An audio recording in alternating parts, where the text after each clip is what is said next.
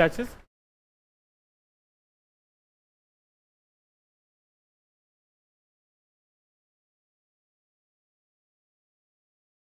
कुछ लोग तो शायद लास्ट क्लास में नहीं थे, जो लोग थे आई होप घर जाके प्रीवियस ईयर हम बोले थे करने के लिए क्वेश्चंस किए होंगे थोड़ा बहुत। तो क्वेश्चन करने पे कोई डाउट तो नहीं आया है? सब कुछ समझ में आया है या कुछ समझ में नहीं आने में ही कोई डाउट नहीं होता है? दूसरे किसी केस में भी डाउट होना चाहिए। तो ऐसा कैसे है कि डाउट नहीं है? कुछ समझ में नहीं आया है या सब कुछ समझ में आ गया?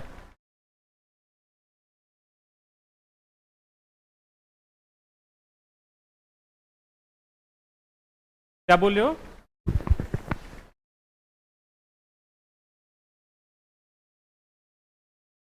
किसी को कोई डाउट नहीं है?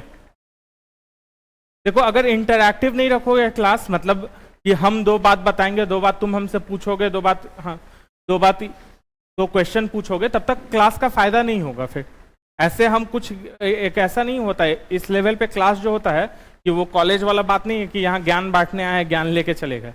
उसको जब तक तुम उस ज्ञान पे वर्क नहीं करोगे तब तक कंपटीशन क्लियर करना है। हम लोग का एम है ज्ञान लेना नहीं है, हम लोग का एम है कंपटीशन क्लियर करना है। मतलब ज्ञान लेना तो है ही, ये गलत हो जाएगा ज्ञान नहीं लेना, मतलब एक हम कहने का मतलब समझ लो ना, जो कॉलेज के ढर्रा में हम लोग जो पढ़ते हैं कि बस क्लास में आए, लेक्चर नोट कर लिए, नोट्स बना लिए, रट लिए, हो गया, ऐसे नहीं काम चलेगा। यहाँ पे तुमको क्वेश्चन तो सॉल्व करना पड़ेगा। ठीक है, तो क्वेश्चन में कोई डाउट कोई बता नहीं रहा है तो हम लग रहा है ठीक है, बहुत लोग बिजी हो जाता है, तो कोई बात नहीं, अगले क्लास तक खत्म करके आना। साउंड से रिलेटेड जितना भी प्रीवियस ईयर जो भी क्वेश्चन है, जो भी हम पढ़ाएं, एक बार नोट्स पढ़ लेना और पिछले साल का क्वेश्चन कर लेना। आई होप सब लोग थे, जो लोग नहीं थे आसपास में अपने फ्रेंड से नोट्स ले लेना। वो नोट्स सफिशियंट है, हम पहले भी बताए थे कि हम जो नोट्स लिखवा रहे हैं हम इसी टाइप का नोट्स लिखवाते हैं जिससे कि तुम लोग को बात मत करो यहाँ पे आगे आके। कुछ डाउट है क्या? कुछ डाउट है तो हमसे पूछो, यहाँ पे बात करोगे तो फिर दिक्कत होता है बस। ठीक है, तो अगर कुछ भी, हाँ क्या बोल रहे थे हम, इसीलिए हम बोलते हैं बीच में गड़बड़ा जाते हैं। बीच में बोलते हो तो फिर उससे क्या होता है, टीचर का कंसंट्रेशन खराब हो जाता है। ठीक है, कि क्या हम बोल रहे थे वो बात का लिंक टूट जाता है। क्वेश्चन जो भी है, एनीवे माय पॉइंट बीइंग कि साउंड खत्म हो चुका है, ध्वनि, तुम लोग को अपना उससे रिलेटेड क्वेश्चन करो, नोट्स का रिवाइज करो और क्वेश्चन करके हमको बता देना। ठीक है, नेक्स्ट क्लास में कोई भी डाउट हो। और हाँ, ये बोल रहे थे कि नोट्स जो है मेरा, हम नोट्स इसी टाइप का तुम लोग को लिखवाए हैं और इसी टाइप का हम पढ़ाए हैं कि क्वेश्चन भी हम करवा दिए हैं साथ में। ऐसा नहीं है कि वो नॉर्मल फिजिक्स का क्लास हो, पूछने का जरूरत नहीं है, हम पहले ही बोल दिए, लेट आओ तो पूछने का जरूरत नहीं है।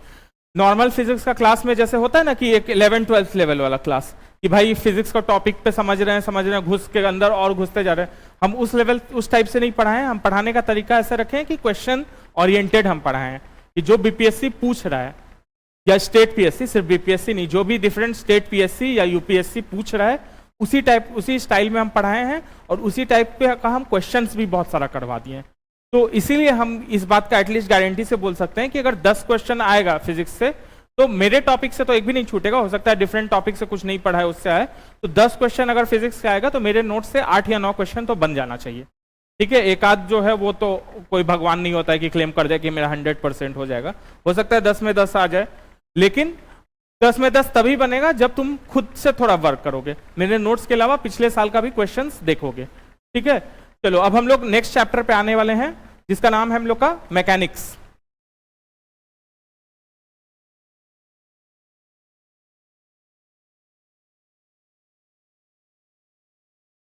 तो हिंदी वर्जन खोल देते हैं।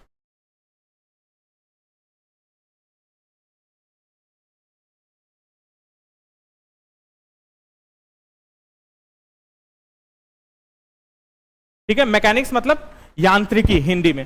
तो हम लोग इसमें एकदम बेसिक से शुरू करेंगे, मास, वेट, ये सब इससे शुरू करते हुए न्यूटन्स के जो 3 लॉ हैं वो पढ़ाते हुए हम लोग न्यूटन्स लॉ, पावर, ये सब करते हुए पूरा जितना भी बेसिक्स है ये इसका पहले हम लोग ऐसा करेंगे कि इसका जितना भी थ्योरी टाइप का है वो करवा देंगे और फिर उससे रिलेटेड हम लोग क्वेश्चन कर लेंगे। ठीक है, ये लास्ट ही टॉपिक है मैकेनिक्स तुम लोग का फिजिक्स का।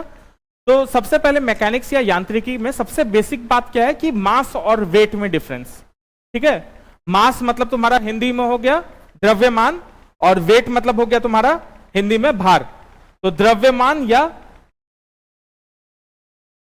द्रव्यमान या मास और भार यानी वेट, पूरा लिख देते हैं। ठीक है, इसमें क्या डिफरेंस है? सबसे पहले तो किसी भी चीज का जो द्रव्यमान होता है, मास होता है, वो किस चीज पे डिपेंड करता है? कितना क्वांटिटी है उसमें, उस पर डिपेंड करता है। वो उस जगह पे डिपेंड करता है जहां पे हो। यहां पे तुम हो, मान लो चंद्रमा पे चले गए, अंतरिक्ष में चले गए, तुम्हारा मास जो है वो चेंज हो सकता है, क्वांटिटी तुम कितना का बने हुए हो वो चेंज नहीं होता है। और इसी मास को यूज करके, mass into acceleration due to gravity, M A, ये होता है तुम्हारा वेट। तो यहां पे एक एक्स्ट्रा फैक्टर क्या आ रहा है तुम्हारा? ए। ए क्या होता है? जैसे यहां पे क्या है, ग्रेविटेशनल पुल है मेरा, एक्सीलरेशन ड्यू टू ग्रेविटी, तो अर्थ पे अगर वेट बोलेंगे तो वो एम जी बन जाएगा। जी जो है कितना होता है ग्रेविटेशन, ग्रेविटी 9.8 क्या मीटर पर सेकेंड स्क्वायर। ठीक है, तो 9.8 मीटर पर सेकेंड स्क्वायर ग्रेविटी है यहाँ का, अर्थ का। यही अगर तुम अंतरिक्ष में चले जाओगे तो तुम्हारा वेट क्या हो जाएगा? कम हो जाएगा, कुछ लोग बोल रहे हैं, कुछ जीरो बोल रहे हैं, और जो मास रहेगा वही वेट हो जाएगा। ठीक है, तो क्या होगा अगर अंतरिक्ष में जाएंगे तो मेरा वहां पे अंतरिक्ष में क्या है, ग्रेविटी है? नहीं है, मतलब नहीं है कोई चीज, उसको क्या करेंगे? जीरो। तो किसी भी चीज को जीरो से गुना करेंगे तो क्या होगा? जीरो होगा। तो इसका मतलब जीरो जो बोला था बस वही सही था, कम या कम हो जाएगा या सिर्फ मास हो जाएगा। अगर 1 से मल्टीप्लाई करते तब ना सिर्फ मास रह जाता। किसी चीज को अगर जीरो से मल्टीप्लाई करेंगे तो भाई बेसिक है ये, तो जीरो होता है। अगर मून पे चले जाएं तो मून पे बोलते हैं वेट जो होगा क्या होगा, वो मास क्या होगा पहले मून पे? अगर किसी चीज का, मान लो तुम्हारा मास यहां पे m है, अर्थ पे m ई जो है अर्थ पे है, और वेट जो है ई जो है WT है, तो मून पे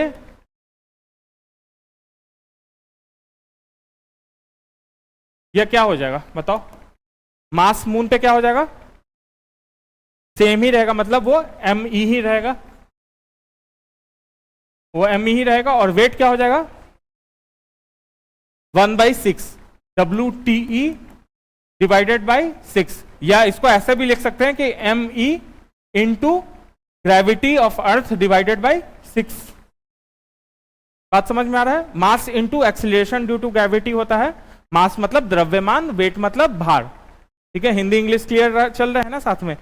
तो अगर m डिवाइडेड बाई 6 अगर वहां पे हो रहा है क्या, एक्सीलरेशन ड्यू टू ग्रेविटी, जो तुम्हारा गुरुत्वात्मक पुल जो है तुम्हारा, गुरुत्वाकर्षण मतलब ग्रेविटी, समझ रहे हो ना, हिंदी वर्ड उसका रही बोला, ग्रेविटी का जो गुरुत्वाकर्षण जो बोलते हैं, हाँ गुरुत्वाकर्षण, तो उसका जो पुल है उसी को हम लोग जी बोलते हैं। ठीक है, हिंदी मेरा स्ट्रांग नहीं होता। तुम लोग को नोट्स ऐसे हम हिंदी में लिखवा देंगे, हम हिंदी भी रखे हुए, लेकिन मेन बात समझाने के लिए तुमको हिंदी इंग्लिश मिक्स हम समझा रहे हैं। ठीक है, तो वो जो है तुम्हारा, उसको किससे मल्टीप्लाई कर रहे हैं हम लोग? द्रव्यमान या मास से मल्टीप्लाई कर रहे हैं। द्रव्यमान या मास से मल्टीप्लाई कर रहे हैं तो अर्थ पे तो वो m जो ये है वो क्या हो जाएगा, m e इंटू जी हो जाएगा। वेट ऑन अर्थ, ई मतलब अर्थ का हम बात कर रहे हैं, अर्थ मतलब ये दुनिया जिसमें हम लोग रह रहे हैं।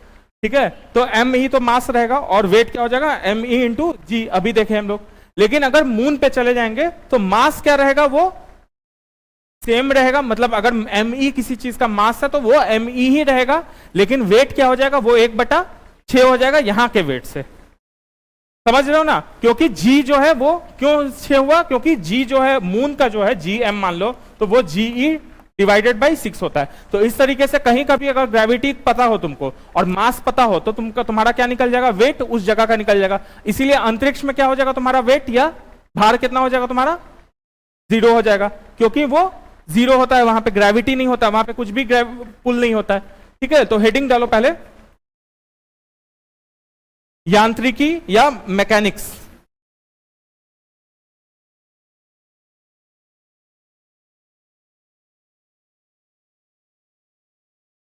यांत्रिकी या मैकेनिक्स।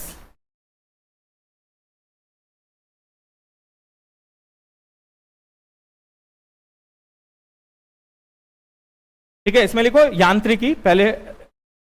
भौतिक विज्ञान की वह शाखा है, भौतिक भौतिक विज्ञान की वह शाखा है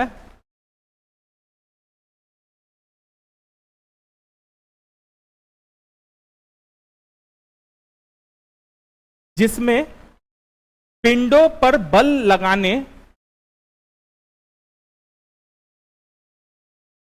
जिसमें पिंडों पर बल लगाने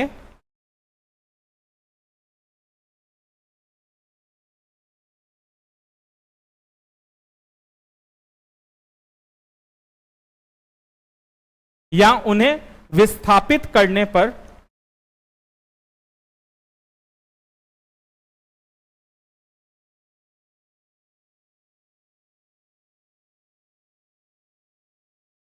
या उन्हें विस्थापित करने पर उनके व्यवहार में होने वाले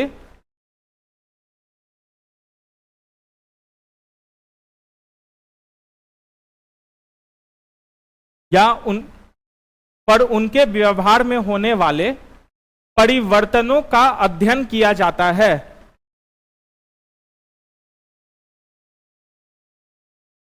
परिवर्तनों का अध्ययन किया जाता है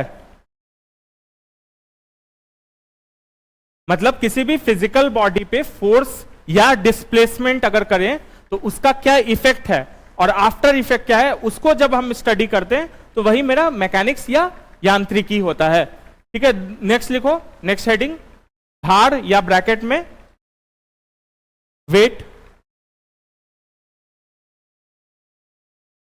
किसी वस्तु पर पृथ्वी द्वारा किसी वस्तु पर पृथ्वी द्वारा लगाया गया आकर्षण बल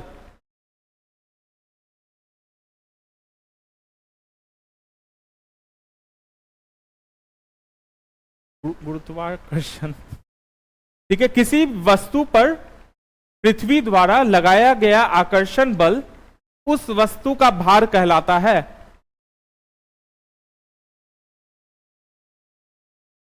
wait is the force exerted in a body by gravity. Weight is a force exerted in a body by gravity. उसी को आकर्षण बोल रहा है, आकर्षण से जो फोर्स लगता है जो उस पे, तो उसी को हम लोग वेट बोल रहे हैं, या आकर्षण से जो तुम्हारा पृथ्वी के आकर्षण द्वारा जो भी उस पे बॉडी पे मेरे फोर्स लग रहा है उसको हम लोग क्या बोल रहे हैं, वेट बोल रहे हैं। नेक्स्ट लिखो, द्रव्यमान या मास।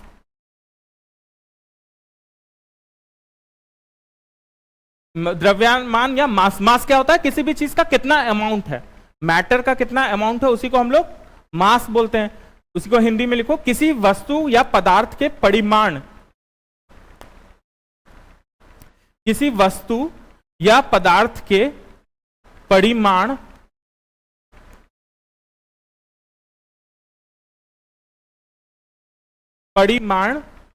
को उस वस्तु या पदार्थ का द्रव्यमान कहते हैं, को उस वस्तु ऑब्लिक, ऐसे करके ऑब्लिक, पदार्थ का द्रव्यमान कहते हैं।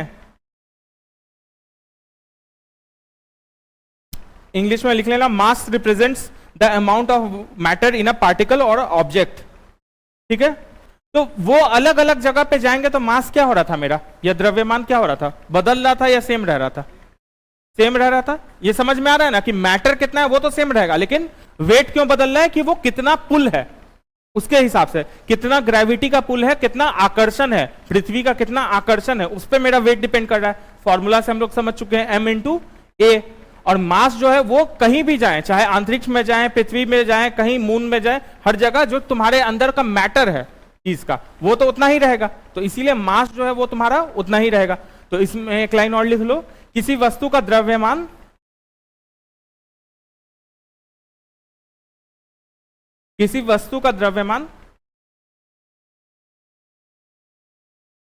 प्रत्येक स्थान पर स्थिर रहता है।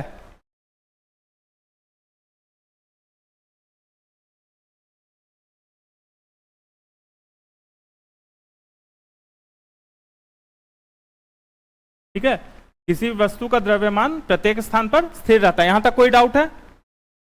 कुछ भी क्वेश्चन पूछ ले, मान लो इससे रिलेटेड कि दिया हो, अगर तुमको ए का वैल्यू दिया हो, ए या जी, कहीं जुपिटर का पूछ ले मान लो, ठीक है, जुपिटर पे तुम्हारा मास कितना है, वेट कितना है, ऐसे करके पूछता है। जनरली क्या होता है क्वेश्चन में हम देखे हैं कि दोनों पूछ लेता है कि अगर किसी वस्तु का मास पृथ्वी पर m है, me अगर मान लो, और मतलब मास मतलब द्रव्यमान, और भार किसी का भार जो है वो WTE ही है अर्थ पे, मतलब वेट या भार जो है वो WE है, और मास या द्रव्यमान जो है तुम्हारा ME है। तो क्वेश्चन जनरली हम देखें कि बीपीएससी में या पीएससी में इस टाइप का रहता है कि आप चांद पे गए तो आपका मास जो है 1/6 हो जाता है, आपका वेट 1/6 हो जाता है, ऐसे 4 ऑप्शन दे देता है कि मास ME रहेगा, वेट जो है एक W/C हो जाएगा, एक ऑप्शन देगा ME/6 होगा,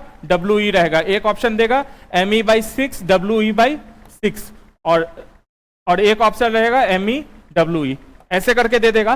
तो तुमको कौन सा ऑप्शन रहेगा इसमें? पहला ऑप्शन रहेगा। अब यहां मून वाला तो हम लोग 1/6 बता दिया। अब कोई भी ग्रह का बोलेगा, कुछ भी बोलेगा कंफ्यूज करने के लिए। एक बार ऐसा भी क्वेश्चन पूछा था कि कंफ्यूज करने के लिए कोई डिफरेंट ग्रह का नाम दे दिया था कि वहां पे क्या रहेगा, और पूछा था मास, ठीक है। तो दिमाग ही नहीं लगाना है, लंबा चौड़ा क्वेश्चन था, पैराग्राफ, कोई पीएससी में था, बीपीएससी या किसी में नहीं था, किसी और पीएससी में था, एमपी या किसी में था, हमको एग्जैक्टली ये याद नहीं किस में था। इतना मोटा पैराग्राफ था, ठीक है, और एंड में दुनिया भर का चीज बताया कि वहां ग्रेविटी जो होता है 1/10 हो जाता है, या जो भी हो जाता है, दुनिया भर का चीज बताया। लास्ट में पूछा, तुमको कंफ्यूज करने के लिए इतना बता दिया, और लास्ट में पूछा कि वहां पे पदार्थ का मास क्या रहेगा या हमारा द्रव्यमान क्या रहेगा। समझ रही हो? तो बड़ा क्वेश्चन देके घबराना नहीं है। लास्ट चीज जो क्वेश्चन का जो लास्ट जो लाइन होता है ना, जिसमें क्वेश्चन मार्क लिखा रहता है, यह क्या होगा, उसको पहले पढ़ लेना। तो उतना पूरा दुनिया भर का कहानी पढ़ के टाइम वेस्ट नहीं होगा, सीधा मास है चेंज ही नहीं होगा, जो दिया है वही हो जाएगा। समझ रहे हो? ये सब कंफ्यूजन एग्जाम में होता है। अभी सुन के लग रहा है कि भाई क्या बचकानी बात बोल रहे हैं, कि बात 2 बार बोल रहे हैं, लेकिन ये बचकानी नहीं है। ये एग्जाम में ऐसा टाइप का क्वेश्चन बहुत बनता है, और ऐसे टाइप में कंफ्यूज होकर लोग गलत करता है, ठीक है। तो ये बेसिक गलती हम लोग को नहीं करना है। नेक्स्ट एक कंपैरिजन वाला बना दो, भार एवं द्रव्यमान में अंतर, इस टाइप का बनाते हैं ना। एक तरफ इधर लिख लो, लेफ्ट में लिख लो भार, और दूसरे में लिख लो द्रव्यमान। भार को लिख लेना W से ब्रैकेट में, और द्रव्यमान को M से, स्मॉल m।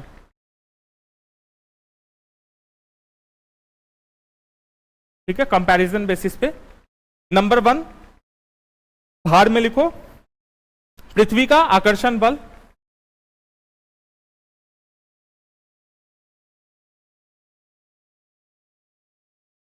और द्रव्यमान में लिखो वस्तु या पदार्थ का परिमाण, वस्तु या पदार्थ का परिमाण।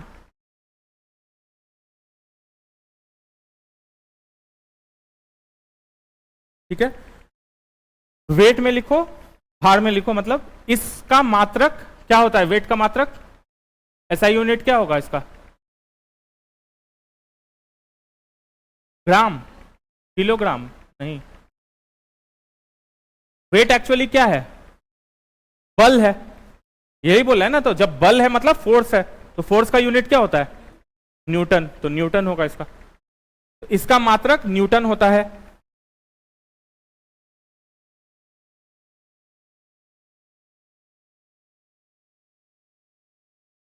इसी से निकाल सकते हैं ना कि वो है क्या, वो एक बल है, बल मीन्स फोर्स है, फोर्स मीन्स न्यूटन, ठीक है। और द्रव्यमान में लिखो इसका मात्रक ग्राम या किलोग्राम होता है।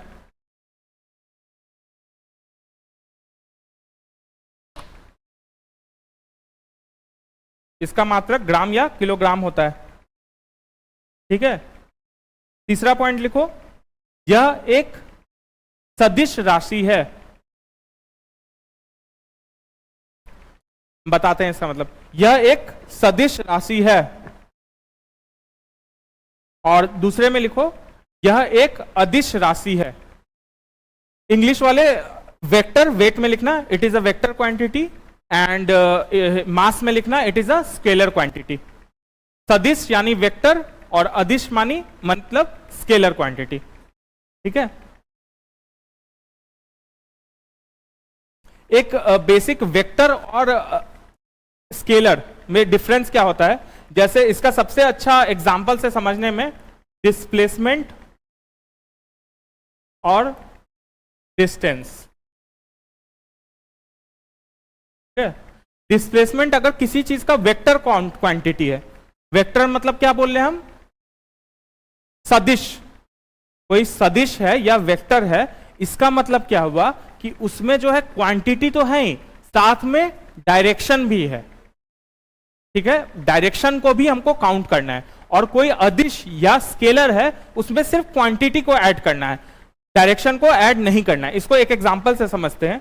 अगर एक आदमी है, यहां से हम लोग, ठीक है, एक आदमी क्या, हम हैं, यहां से हम लोग यहां से स्टार्ट किए, ठीक है, यहां से आगे गए, यहां से नहीं, वो स्वीट होम देखे हो ना, स्वीट होम यहाँ वाला देखे हो, लहरियासराय वाला, उस स्वीट होम से हम चलना शुरू किए सीधा सीधा। यहाँ एक जगह आता है, ठीक है, जहां पे वो सब्जी उब्जी बेचता है, आम वाम बेचता है। इधर से हम यहाँ पे आ गए, जहां चौक है, जो सरमस्तीपुर वाला चौक है, कौन चौक है इसका, हजमा चौराहा, कमर्शियल चौक या हजमा चौराहा। ठीक है, वहां आ गए। ठीक है, वहां से फिर हम लोग चलते चलते लहरियासराय आ गए और वापस लहरियासराय से यहाँ स्वीट होम पहुंच गए। ठीक है, स्वीट होम से चले हम लोग, स्वीट होम से अंदर, यहाँ स्वीट होम से यहाँ जो है, ये है स्वीट होम, मान लो। ठीक है, यहाँ स्वीट होम जो है, स्वीट होम से हम इधर वाला जो रोड है देखे ना, अंदर वाले रोड से चले, इधर आए, इधर से तुम्हारा कमर्शियल चौक गया, कमर्शियल चौक से तुम्हारा लहरियासराय गया, लहरियासराय से वापस स्वीट होम पहुंच गए। ये मान लो 2 किलोमीटर है, ये 1 किलोमीटर है, ये 2 किलोमीटर फिर से, ये 1 किलोमीटर फिर से। तो तुम्हारा जो अगर पूछेगा कि डिस्टेंस कितना दूरी आप तय किए, तो आपका टोटल कितना हो जाएगा, 2 + 1 + 2 + 1 मतलब 3 3 6 हो जाएगा। डिस्टेंस जो है वो मेरा क्या हो जाएगा, 6। लेकिन हम इसमें डायरेक्शन भी देखेंगे, अगर डायरेक्शन मतलब किस साइड जा रहे हैं, किस तरफ जा रहे हैं, अगर उसको भी देखेंगे तो हम टोटल यहां से चले और वापस कहां पहुंच गए, डायरेक्शन हो मिला के वहीं पहुंच गए, तो डिस्प्लेसमेंट मेरा जो है वो 0 हो जाएगा। क्यों, कैसे होगा, इधर अगर चले तो ये +2 डायरेक्शन में गए, और इधर वापस चलेगा तो ये -2 में डायरेक्शन में चलेगा। समझ गए, इधर इस साइड से नीचे का डिस्प्लेसमेंट अगर ऐसे ईस्ट वेस्ट नॉर्थ साउथ, तो अगर साउथ की तरफ हम 1 की चले तो +1 हो गया, तो फिर वापस से नॉर्थ के तरफ चले तो वो -1 हो गया, तो कटा के वो 0 बन गया। तो यही डिफरेंस होता है स्केलर और वेक्टर में। वेक्टर में जो होता है डायरेक्शन भी कंसिडर करते हैं।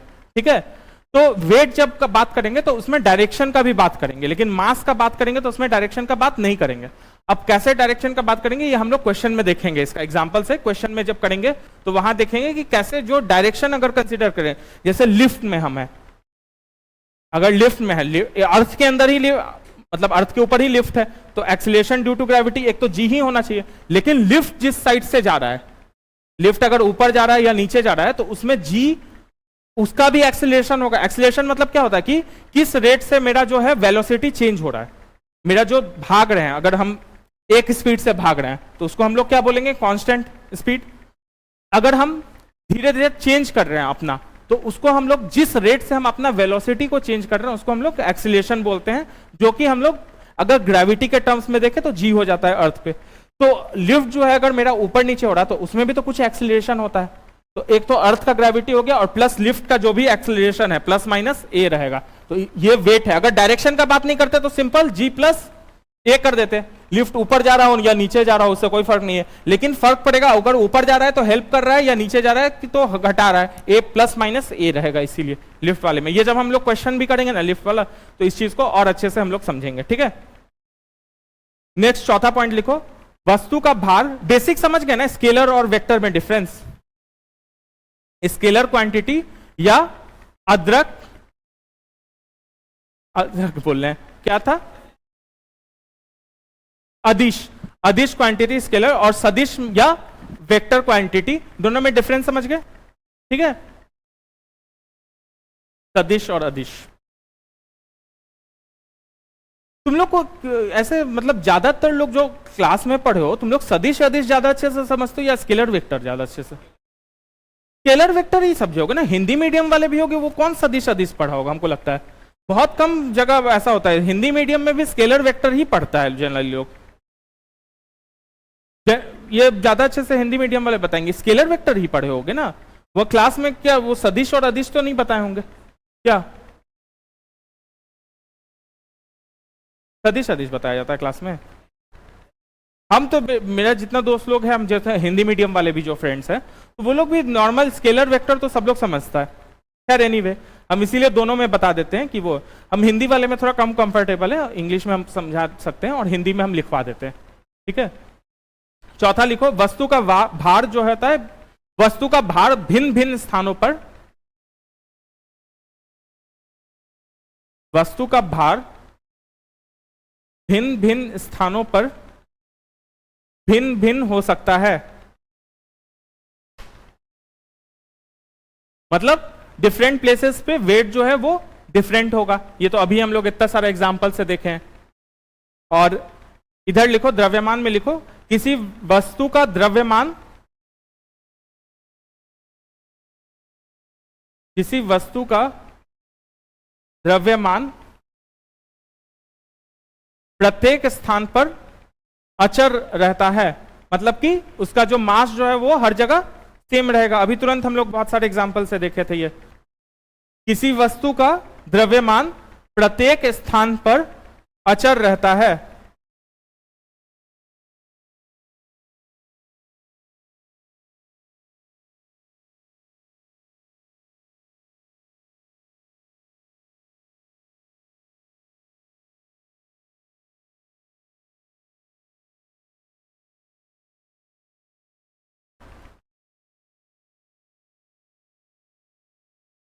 ठीक है, नेक्स्ट लिखो, यही जो हम बताएं डिस्टेंस और डिस्प्लेसमेंट वाला, इसी का लिखवा रहे हैं। दूरी या एवं विस्थापन। दूरी हो गया तुम्हारा इंग्लिश वाले डिस्टेंस लिखना दूरी को, और विस्थापन को तुम लोग डिस्प्लेसमेंट लिखना।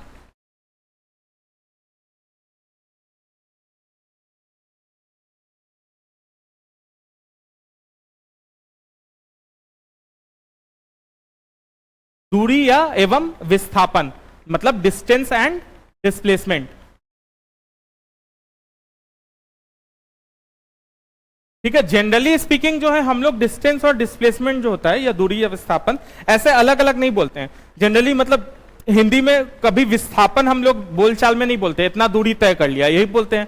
या बोलचाल में डिस्टेंस और डिस्प्लेसमेंट कोई नहीं बोलता है, हमेशा बोलता है कि इतना डिस्टेंस चल लिए, I have travelled this much distance. लेकिन एक्चुअल अगर सेंस में देखा जाए तो दोनों अलग अलग है। नॉर्मल बोलचाल में एक जैसा करते हैं, लेकिन एक्चुअल में अलग अलग है हम लोग। कौन सा वेक्टर कौन सा है इसमें? वेक्टर क्वांटिटी कौन सा है? डिस्टेंस है कि डिस्प्लेसमेंट है? वेक्टर डिस्टेंस है।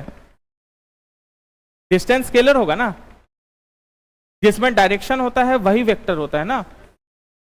तो वेक्टर क्वांटिटी तुम्हारा डिस्प्लेसमेंट है, और तुम्हारा डिस्टेंस जो है वो स्केलर क्वांटिटी है। मतलब विस्थापन जो है तुम्हारा वो वेक्टर क्वांटिटी है, और दूरी जो है वो तुम्हारा स्केलर क्वांटिटी है। वेक्टर और स्केलर में हम लोग क्या डिफरेंस समझे कि स्केलर में क्या होता है, डायरेक्शन नहीं होता है, और वेक्टर में डायरेक्शन होता है। मतलब जब हम ऐसे जोड़ घटाव करते हैं तो किस पॉइंट से किस डायरेक्शन में गए उसको कंसीडर नहीं करना है अगर हमको डिस्टेंस का बात कर रहे हैं। लेकिन अगर हम डिस्प्लेसमेंट या विस्थापन का बात कर रहे हैं तो हम किस तरफ कितना गए वो देखना पड़ेगा। अगर ईस्ट में 2 किलोमीटर गए और वापस वेस्ट में 2 किलोमीटर आ गए तो तुम्हारा जो टोटल है वो +2 और -2 हो जाएगा। लेकिन अगर दूरी की बात करें तो ईस्ट में 2 गए फिर वापस वेस्ट में 2 आए तो टोटल 2 + 2 4 बन जाएगा।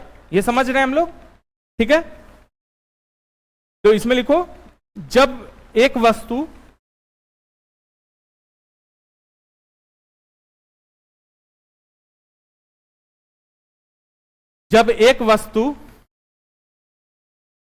ये बात अच्छे से सबको समझ में आ रहा है ना?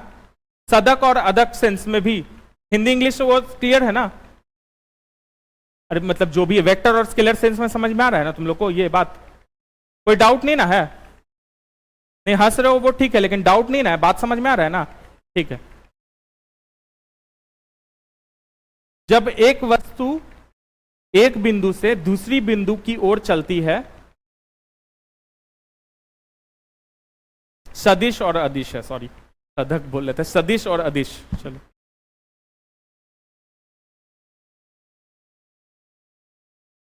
किसी को दिक्कत नहीं ना हो रहा है? ये पॉइंट जो हम बताए हैं, स्केलर और वेक्टर, सदिश और अदिश वाला। वेक्टर मीन्स सदिश और स्केलर मीन्स अदिश। आई होप सबको क्लियर हो गया हो, हिंदी इंग्लिश में कोई दिक्कत नहीं हुआ ना ट्रांसलेशन में तुम लोग को? सबको क्लियर है ये बात? ठीक। जब एक वस्तु एक बिंदु से दूसरी बिंदु की ओर चलते हैं तो चली गई दूरी वस्तु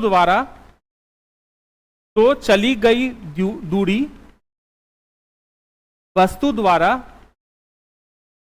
तय किए गए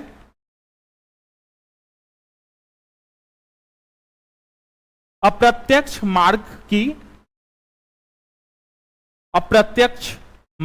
की वास्तविक लंबाई होती है।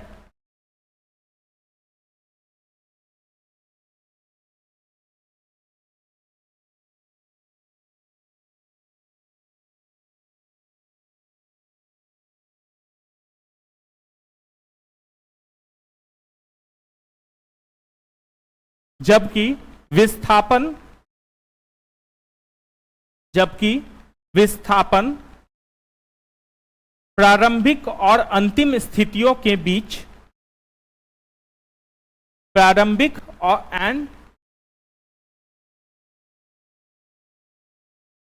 और अंतिम स्थितियों के बीच सीधी रेखा मार्ग को बतलाता है। सीधी रेखा मार्ग को बतलाता है।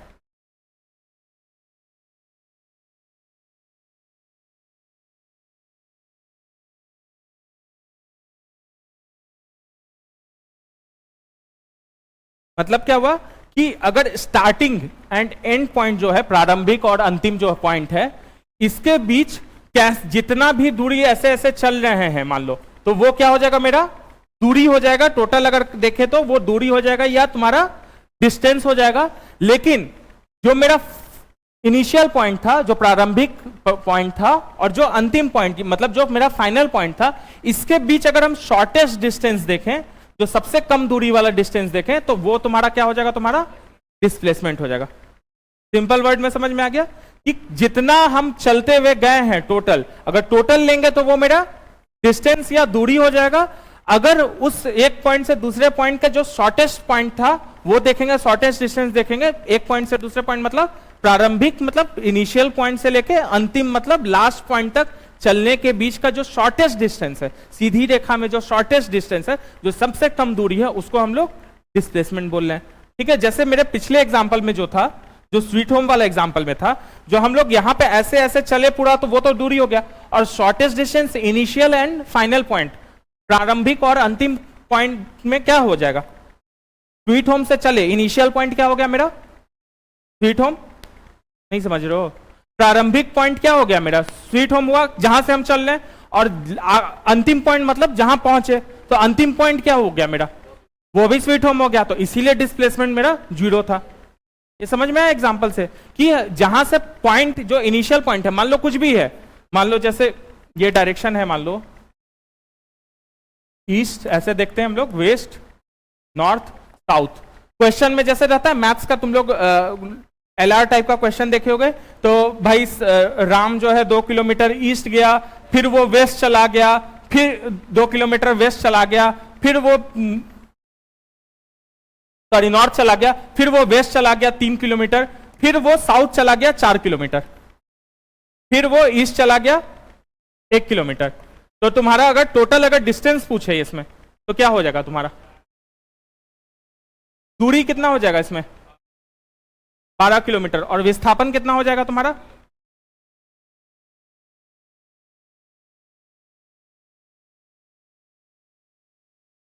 यही तो हो जाएगा ना। इनिशियल पॉइंट क्या है? ये है। और एंड पॉइंट क्या है? ये है। तो इनिशियल और एंड के बीच एक स्ट्रेट लाइन जो होगा वही होगा। तो ये कितना हो जाएगा? इधर से 2 गया, इधर से 2 गया, तो 2 में से 2 घटा तो 2 ही हो जाएगा, क्योंकि एक यहां चल चुके हैं, यहां टोटल 3 है, यहां 2 है। इसको सॉल्व करोगे तो ये 2 ही आएगा। तो अगर डिस्प्लेसमेंट पूछेगा तो तुम्हारा ये हो जाएगा डिस्प्लेसमेंट। लेकिन अगर दूरी पूछेगा तो टोटल ऐसे 3 2 5 4 9 1 10 2 12 क्यों होगा? 2 2 2 4 3 7 4 11 12, हाँ टोटल 12 किलोमीटर दूरी हो जाएगा या डिस्टेंस हो जाएगा, और डिस्प्लेसमेंट या तुम्हारा विस्थापन जो है तुम्हारा कितना हो जाएगा 2। ये सबको समझ में आ रहा है विस्थापन 2 कैसे हुआ है? अगर इससे इस जो मेरा इनिशियल पॉइंट और जो मेरा फाइनल पॉइंट है इसके बीच शॉर्टेस्ट डिस्टेंस निकालेंगे तो ये 90 डिग्री का एंगल ही बनेगा, क्योंकि यहाँ 2 है और यहाँ 1 है और यहाँ 3 का ही है टोटल। ये बात समझ में आ रहा है ना? यहाँ टोटल 3 का है, यहाँ 2 + 1 3, तो ये 90 डिग्री के एंगल पे ही है। 90 डिग्री के एंगल पे मतलब सिंपल इसमें से इसको घटाना है हमको, तो यहाँ 4 है, यहाँ से 2 घटा देंगे तो 2 हो जाएगा टोटल। इसलिए मेरा जो शॉर्टेस्ट डिस्टेंस है इनिशियल एंड फाइनल पॉइंट के बीच, मतलब प्रारंभिक और अंतिम पॉइंट के बीच जो शॉर्टेस्ट दूरी है वो तुम्हारा विस्थापन हो जाएगा। ठीक है, अब आई होप किसी को डाउट नहीं होगा वेक्टर में डिस्प्लेसमेंट में। ठीक है, नेक्स्ट लिखो। इसीलिए इसी में लिखना, इसीलिए ये लिखवा चुके हैं ना, लास्ट ये लिखा है ना, अंतिम स्थितियों के बीच सीधी रेखा मार्ग को बतलाता है, ये लिखवा है। इसके आगे फुल स्टॉप दो, इसके आगे लिखो इसलिए गतिशील वस्तु द्वारा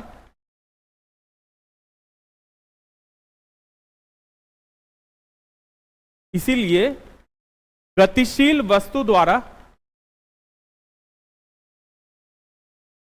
चली गई दूरी जो भी हो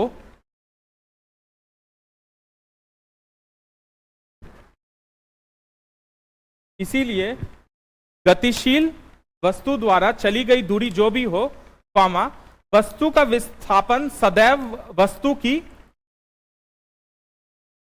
वस्तु का विस्थापन सदैव वस्तु की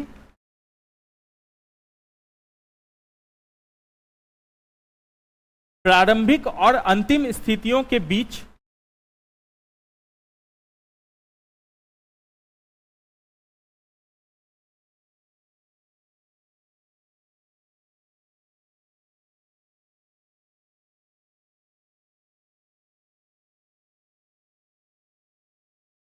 सबसे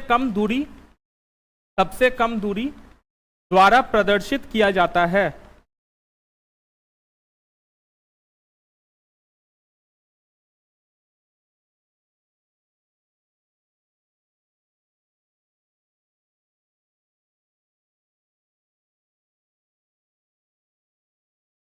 ठीक है, वही सेम बात घुमा के बोला है कि इनिशियल एंड फाइनल पॉइंट के बीच मिनिमम डिस्टेंस को हम लोग डिस्प्लेसमेंट।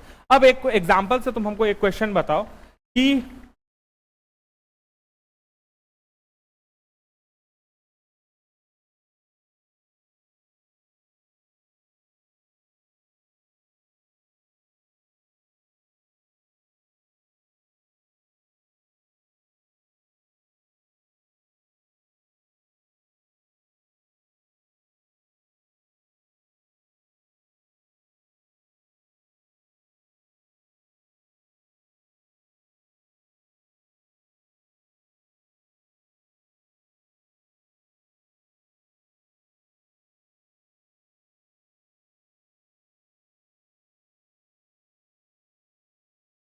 ठीक है, क्या होगा इसका आंसर? डिस्टेंस,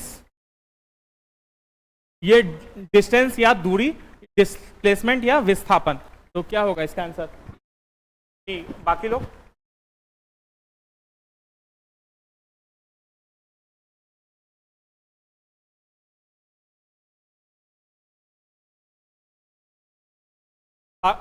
बाकी लोग बताओ आंसर।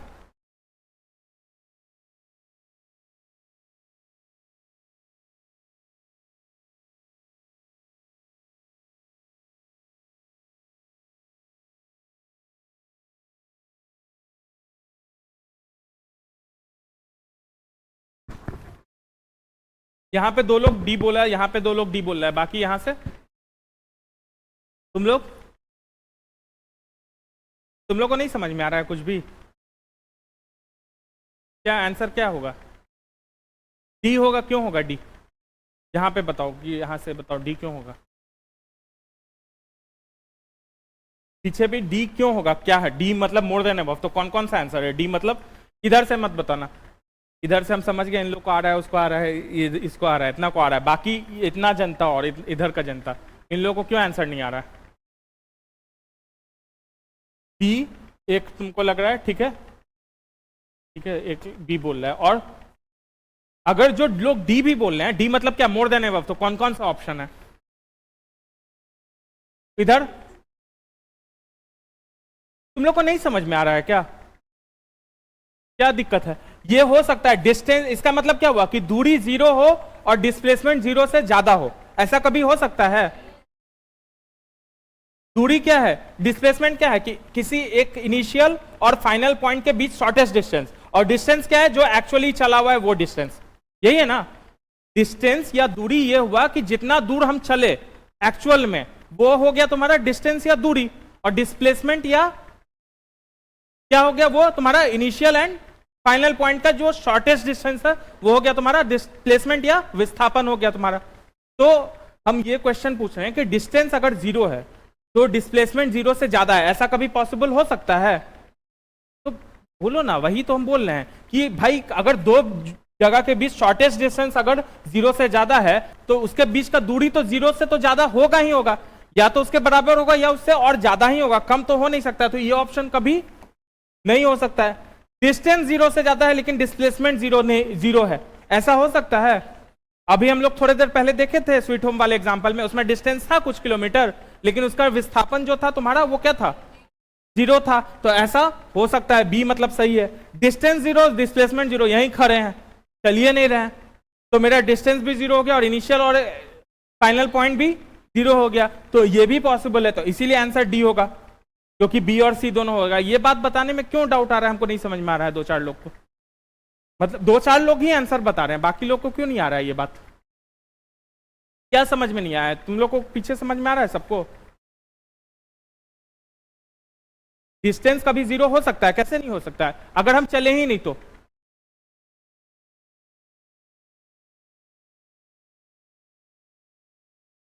अगर हम चले ही नहीं, ये एक पॉसिबिलिटी बोल रहे हैं कि अगर हम एक ही पॉइंट पे खड़े हो और वहां से हम चले ही नहीं तो डिस्टेंस मेरा जीरो हो जाएगा, हम चले ही नहीं, अगर स्टेबल है किसी पॉइंट पे। ये एक एग्जांपल समझने के लिए कि डिस्टेंस अगर जीरो है तो डिस्प्लेसमेंट भी जीरो ही होगा। डिस्प्लेसमेंट, अगर डिस्टेंस जीरो तो डिस्प्लेसमेंट हो ही नहीं सकता आगे।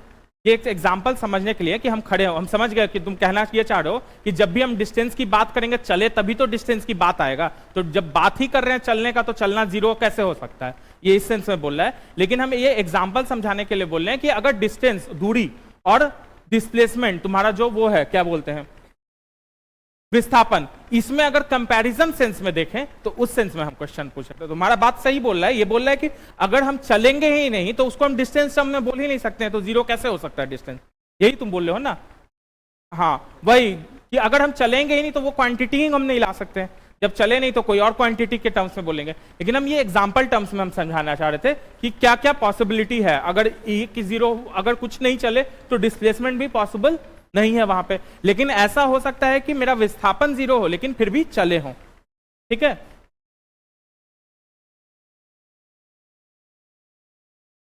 आई होप यहां तक सबको क्लियर है।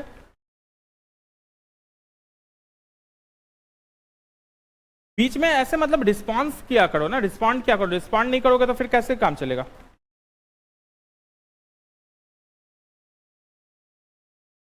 ठीक है, नेक्स्ट पैराग्राफ लिखो। चली गई दूरी में, नेक्स्ट पैराग्राफ, चली गई दूरी में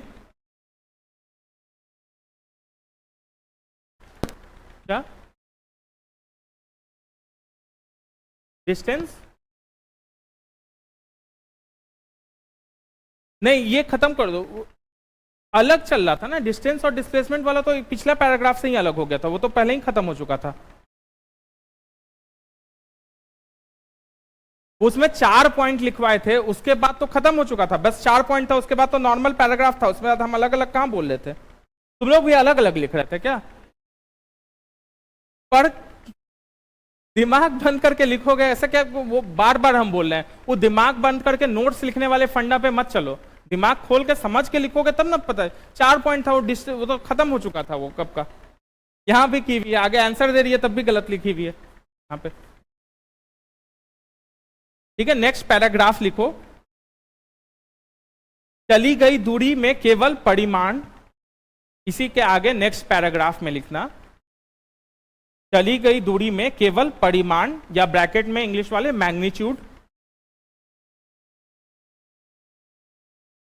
होता है, कॉमा, जबकि विस्थापन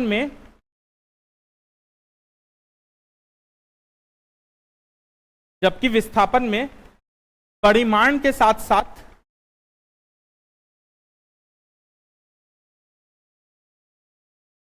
दिशा भी होती है।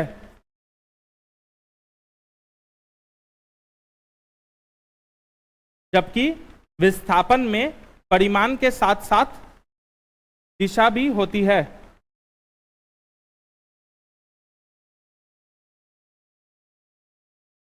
डिस्टेंस और डिस्प्लेसमेंट में तो हम वो करवा के लिखवाए नहीं, तो वो तो वेट और मास में हम लिखवाए थे ना। डिस्टेंस और डिस्प्लेसमेंट में हम कहाँ अलग अलग करने बोले थे? वेट और मास में 4-4 पॉइंट लिखवाए थे, उसके बाद तो कॉमन लिखवा रहे थे। जब तक हम बताए नहीं कि अलग अलग करना है, अपने अलग अलग अपने से नहीं करना है। ठीक है,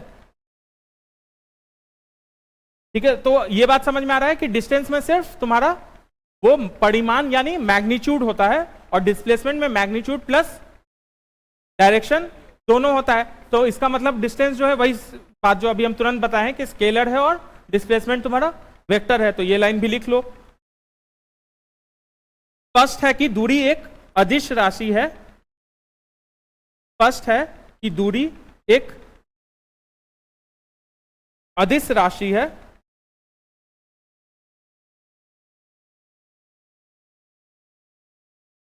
जबकि विस्थापन एक सदिश राशि है।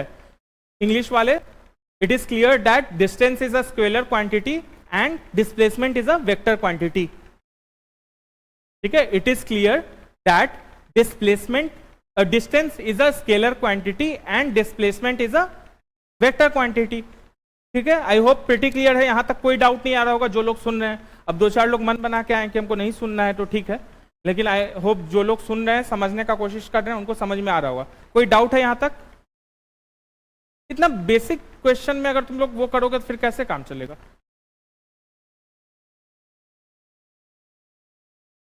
ठीक है, किसी नेक्स्ट लिखो, चाल एवं वेग।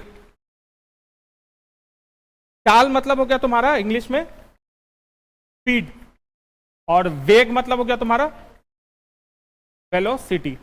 तो ये जो है तुम्हारा वेक्टर क्वांटिटी है, और ये जो है तुम्हारा स्केलर है। मतलब इसमें क्या होगा?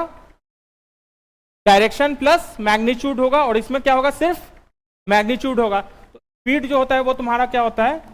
डिस्टेंस मतलब दूरी बटा टाइम मतलब समय होता है, और ये होता है तुम्हारा डिस्प्लेसमेंट बटा टाइम मतलब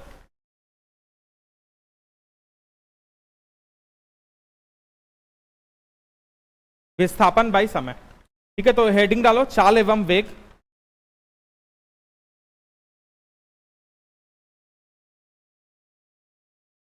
चाल एवं वेग। किसी वस्तु की चाल, किसी वस्तु की चाल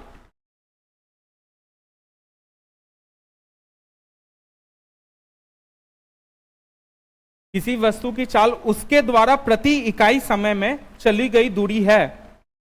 उसके द्वारा प्रति इकाई समय में चली गई दूरी है। चाल इक्वल टू चली गई दूरी डिवाइडेड बाय समय, ऐसे करके लिख लेना, या इंग्लिश में speed is equal to distance by time.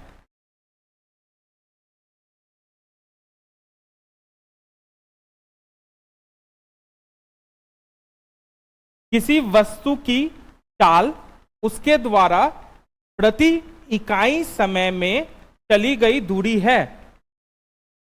अतः चाल इक्वल टू, ऐसे करके नीचे लिखना फॉर्मूला टर्म्स में, चाल इक्वल टू चली गई दूरी डिवाइडेड बाय समय। ऊपर में लिखोगे चली गई दूरी और नीचे लिखोगे समय। ठीक है, इंग्लिश वालों के लिए लिख ही चुके हैं, speed equal to distance by time.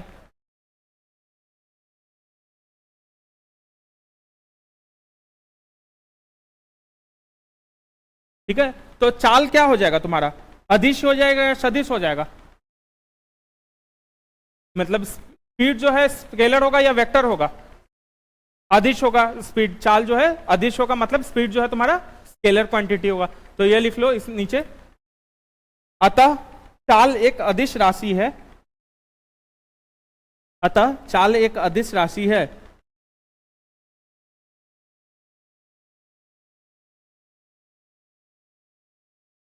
और इसका एसआई यूनिट क्या हो जाएगा? ऊपर डिस्टेंस है, डिस्टेंस मतलब मीटर में हो गया, और टाइम का एसआई यूनिट सेकंड हो गया, तो इसीलिए हो जाएगा तुम्हारा मीटर पर सेकंड। तो इसका एसआई यूनिट मीटर पर सेकंड है चाल का। हाँ,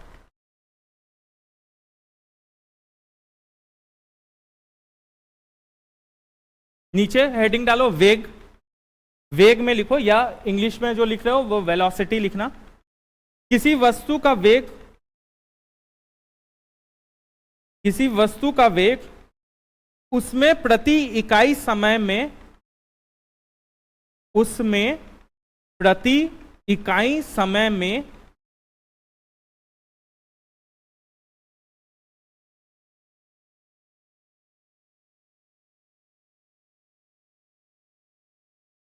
उत्पन्न विस्थापन होता है,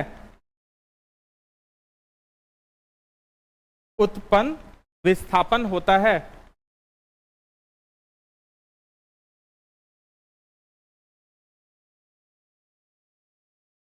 देयरफॉर ऐसा करके वेग इक्वल टू विस्थापन बाय समय, देयरफॉर वेग इक्वल टू विस्थापन बाय समय, इंग्लिश में लिखा ही हुआ है velocity equal to displacement by time.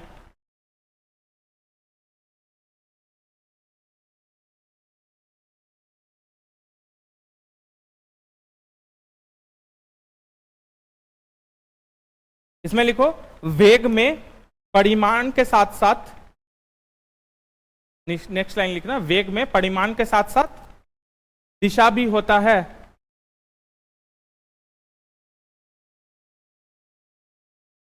वेग में परिमाण के साथ साथ दिशा भी होता है, अतः वेग एक क्या राशि हो जाएगा? सदिश राशि है। Therefore velocity is a vector quantity.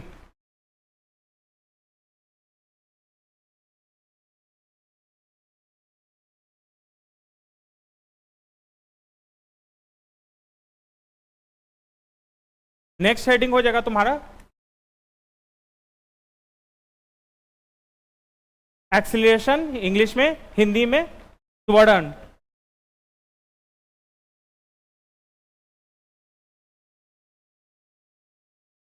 आधा त व र, त्वरण या तुम्हारा एक्सीलरेशन। तो ये तुम्हारा क्या होता है? अभी तक हम लोग वेलोसिटी पढ़े थे, rate of change of velocity जो होता है, या वेग किस गति से बदल रहा है, किस समय से बदल रहा है, उसको हम लोग त्वरण बोलते हैं या एक्सीलरेशन बोलते हैं। तो इसमें लिखो किसी वस्तु के त्वरण को,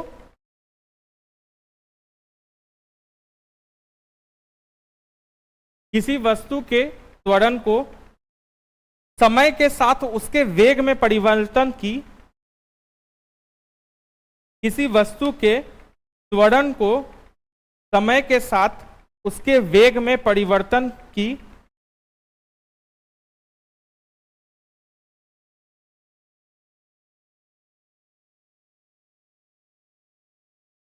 दर के रूप में परिभाषित किया जाता है।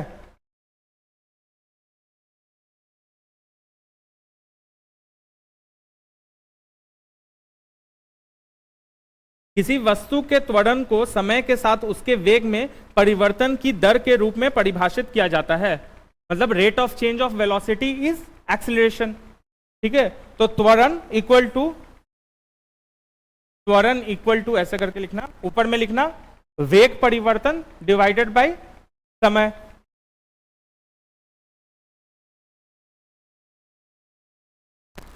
वेग परिवर्तन डिवाइडेड बाय समय। वेग परिवर्तन बोल रहे हैं हम, वेग नहीं बोल रहे हैं। यहां पे ध्यान देना, इसके पहले तक जितना बोले थे एक टर्म बोले थे, लेकिन यहां पे एक टर्म के साथ उसका परिवर्तन का बात कर रहे हैं।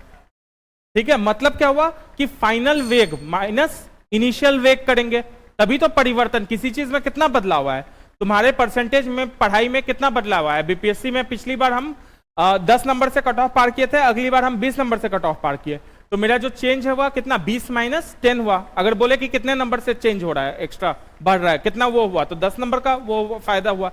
तो वैसे ही यहाँ पे हम वेग परिवर्तन की बात कर रहे हैं, वेग की बात नहीं कर रहे हैं, तो इसीलिए क्या हो जाएगा, इसी फॉर्मूला को आगे लिखेंगे, इक्वल टू करके लिखेंगे, तो अंतिम वेग इक्वल टू करके लिखो, अंतिम वेग माइनस प्रारंभिक वेग डिवाइडेड बाय समय।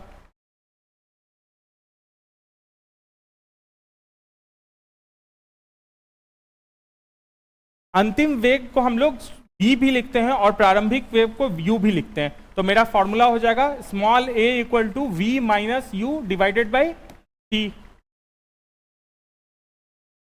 हाँ, वहीं से फॉर्मूला निकलता है v is equal to U plus A T, जो हम लोग 3 फॉर्मूला पढ़ते थे ना, s equal to U T plus half A T square, v is equal to U plus A T and v square minus U square is equal to 2as। 3 formula हम लोग जो पढ़ते थे, तो उसमें से ही पहला फॉर्मूला यहीं से निकल रहा था। ये 3 फॉर्मूला आएंगे, हम लोग आराम से आएंगे, ऐसे ही बता रहे थे कि ये 3 हम लोग फिजिक्स में पढ़े थे, 11th क्लास में हम लोग फिजिक्स में 3 बेसिक फॉर्मूला हम लोग मैकेनिक्स में पढ़ते थे, ठीक है। तो त्वरण या a इक्वल टू, यहां पे लिखना त्वरण ब्रैकेट में a equal to v minus U divided by t, where जहां v अंतिम वेग है और u प्रारंभिक वेग है।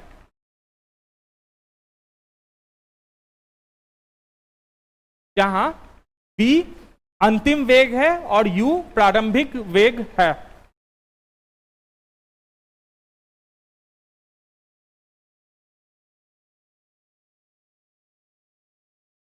ठीक है, नेक्स्ट लिखो त्वरण का एसआई मात्रक मीटर पर सेकंड स्क्वायर है। कैसे? हम अभी देखें कि वेग का क्या देखे थे हम लोग, मीटर पर सेकंड था और डिवाइडेड बाय फिर से सेकंड कर दिए, तो ये हो जाएगा तुम्हारा मीटर पर सेकंड स्क्वायर। ये बात समझ में आ रहा है? वेग का हम लोग ऐसा यूनिट क्या देखे थे, मीटर पर सेकंड। यहां वेग का परिवर्तन मतलब वेग ही रहा ऊपर में, और डिवाइडेड बाय टाइम, समय, तो समय का यूनिट क्या है, सेकंड, और वेग का क्या यूनिट था, मीटर पर सेकंड। तो मीटर पर सेकंड डिवाइडेड बाय सेकंड क्या हो जाएगा, मीटर पर सेकंड स्क्वायर हो जाएगा, मतलब m divided by s square, ऐसे हो जाएगा। तो इसका स्क्वायर ऐसा यूनिट मीटर पर सेकंड स्क्वायर है।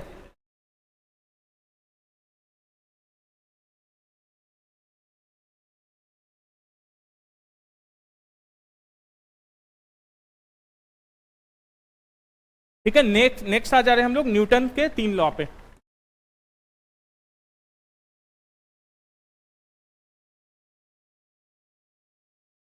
इसका पहला लॉ क्या बोलता है कि कोई भी वस्तु अगर गतिमान में है या स्थापित है, मतलब कि अगर कोई वेलोसिटी में है या वो रुका हुआ है, तो जिस भी पोजीशन में वो है उसी पोजीशन में हमेशा रहेगा, अनटिल एंड अनलेस बाहर से उस पर कोई फोर्स एक्ट नहीं किया जाए।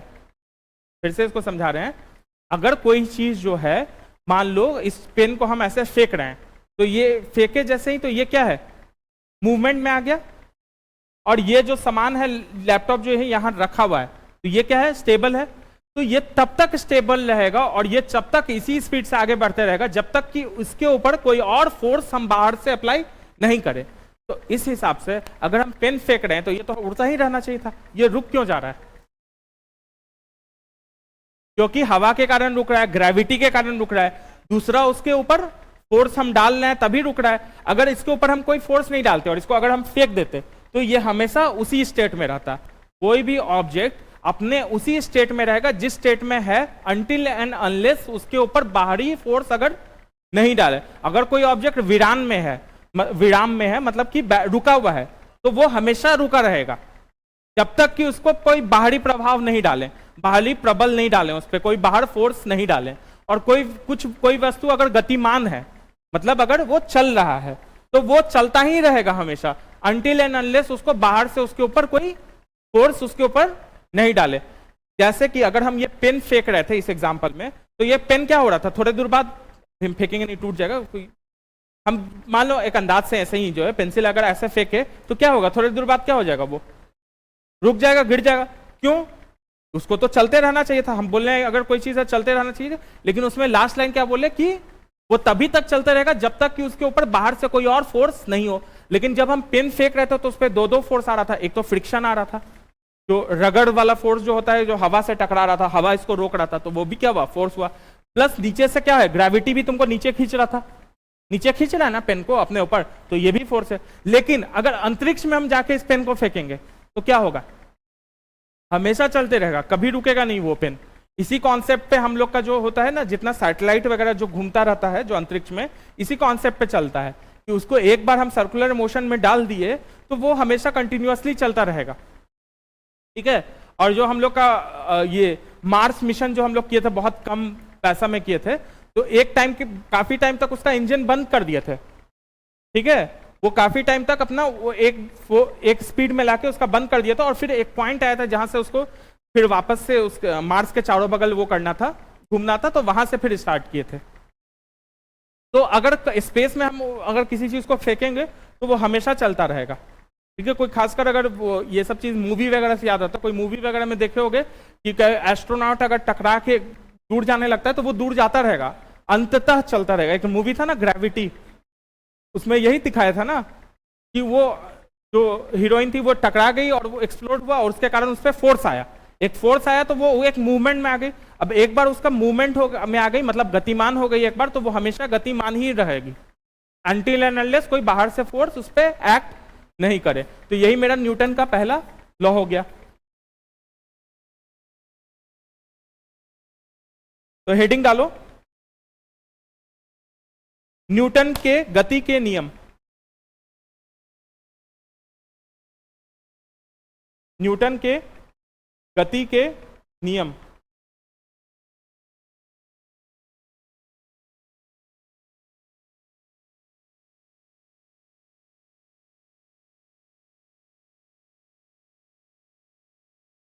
पिंडों अथवा वस्तुओं की गति का वर्णन करने के लिए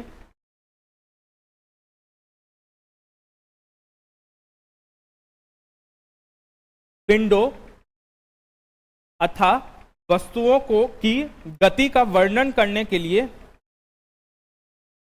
न्यूटन ने 3 नियम परिभाषित किए हैं।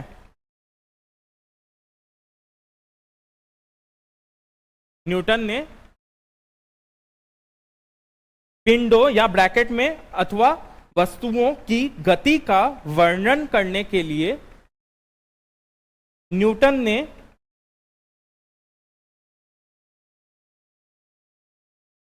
3 नियम परिभाषित किए हैं। मीन्स मोशन ऑफ ऑब्जेक्ट्स के लिए न्यूटन के 3 नियम, 3 लॉज है, ठीक है। इन नियमों को फुल स्टॉप के बाद लिखना, इन नियमों को न्यूटन के गति का नियम कहा जाता है।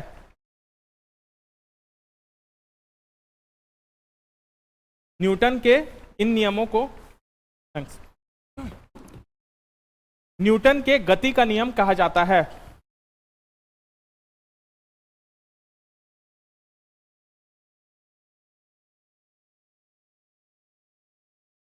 पहला लिखो, नंबर 1, न्यूटन का गति का प्रथम नियम। न्यूटन का गति का प्रथम नियम, हेडिंग डालना, न्यूटन का गति का प्रथम नियम, ये हेडिंग है, मतलब first law of Newton law of motion. Newton का गति का प्रथम नियम, इसमें लिखो, प्रथम नियम के अनुसार, प्रथम नियम के अनुसार कोई विरामस्थ वस्तु विरामस्थ ही बनी रहेगी।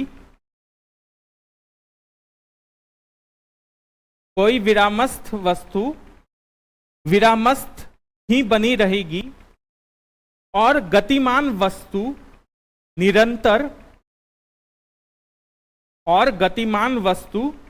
निरंतर एक समान चाल में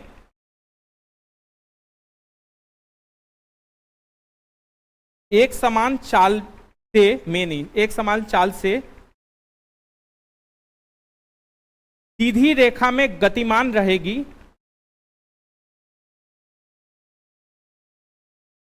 सीधी रेखा में गतिमान रहेगी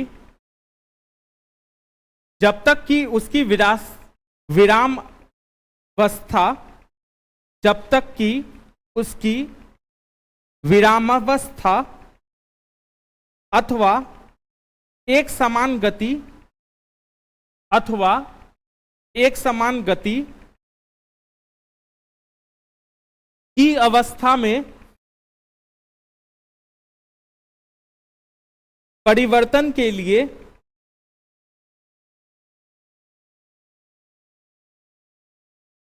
एक समान गति की अवस्था में परिवर्तन के लिए बाहरी बल के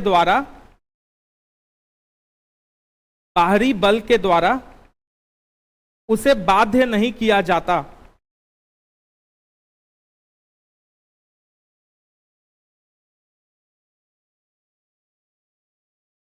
उसे बाध्य नहीं किया जाता। नेक्स्ट पैराग्राफ लिखो। उल्लेखनीय है कि किसी वस्तु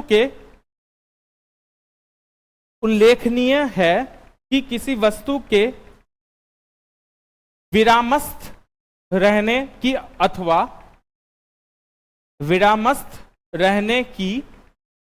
अथवा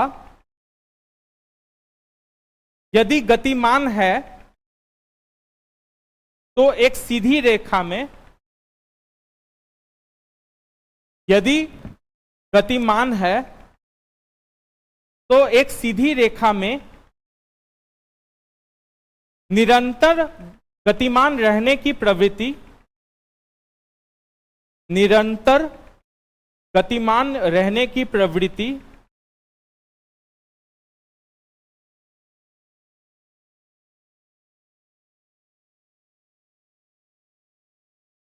जड़त्व या ब्रैकेट में इनर्शिया कहलाती है। जड़त्व या ब्रैकेट में इंग्लिश में इनर्शिया कहलाती है।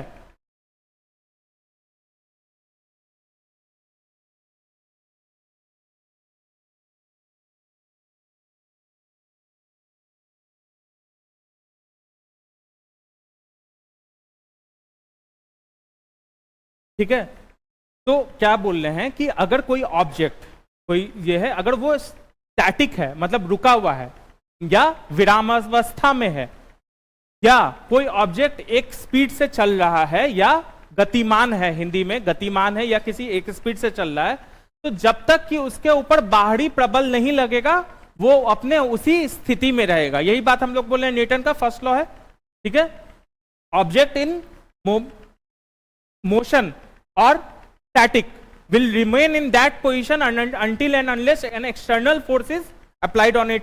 मतलब बाहर का शक्ति जब तक उस पर अप्लाई नहीं करेंगे तब तक वो उसी स्टेट में रहेगा। यही हुआ वो। फिर नेक्स्ट पैराग्राफ हम लिखवाए हैं इनर्शिया।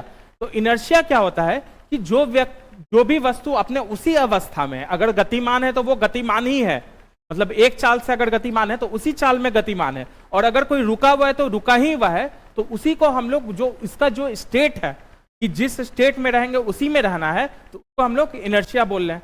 तो अगर कोई भारी चीज है, मान लो ये चेयर है, ठीक है, ये चेयर है, ये भी रुका हुआ है, ठीक है, और वो टेबल जो है वो भी रुका हुआ है, ठीक है, तो दोनों क्या है, स्टैटिक है या विरामावस्था में है। अब इस पे जब तक हम, मतलब ये अपने इनर्शिया पे है या जड़त्व पे है, ठीक है, इनर्शिया या हिंदी में जड़त्व, तो इसमें इनर्शिया ऑफ क्या है, स्टैटिक इनर्शिया है या तुम्हारा विरामावस्था वाला जड़त्व है तुम्हारा। ठीक है, चाहे कुर्सी में हो चाहे टेबल में हो, दोनों रुका हुआ है।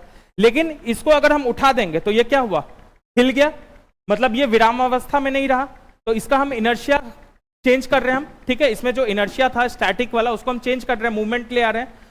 और ये टेबल को भी हम मूव करना चाह रहे हैं, लेकिन ये टेबल हमको हम मूव कर पा रहे हैं नहीं, ये टिका हुआ है, ये यही है, ये अपने इनर्शिया को मेंटेन कर रहा है, लेकिन ये अपना इनर्शिया खो दे रहा है। मतलब इसका जड़त्व था रुकना, उसका भी जड़त्व था रुका रहना, विराम अवस्था में रहना, लेकिन इसको हम विराम अवस्था से तुरंत हम हटा पा रहे हैं, लेकिन इसको हम विराम अवस्था से हटा नहीं पा रहे हैं। क्यों इसको नहीं हटा पा रहे हैं? क्योंकि इसका क्या है, वजन ज्यादा है। तो अगर किसी चीज का वजन ज्यादा होगा तो उसका जो वो है जड़त्व है या इनर्शिया, उसमें क्या हो जाएगा, ज्यादा हो जाएगा। नहीं समझ में आई ये बात? ये एग्जांपल से नहीं समझ में आया?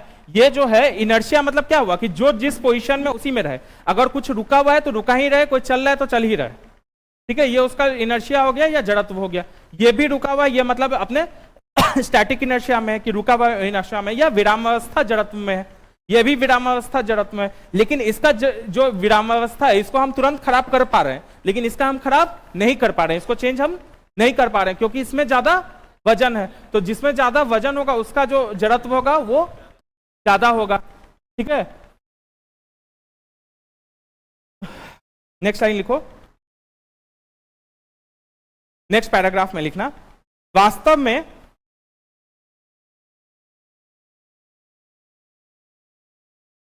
द्रव्यमान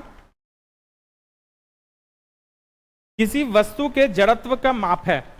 इसका मास जो है कम है, उसका मास जो है वो ज्यादा है। द्रव्यमान मतलब वास्तव में द्रव्यमान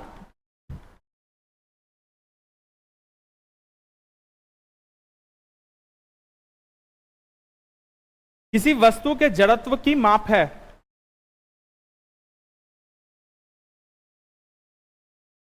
वस्तु, नेक्स्ट लाइन, वस्तु में यदि अधिक द्रव्यमान होता है, वस्तु में यदि अधिक द्रव्यमान होता है तो उसमें जड़त्व,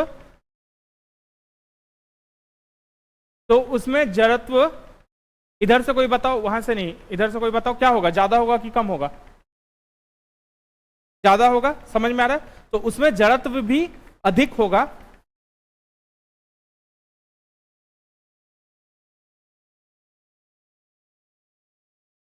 अर्थात तो उसमें जड़त्व भी अधिक होता है, अर्थात हल्की वस्तुओं की अपेक्षा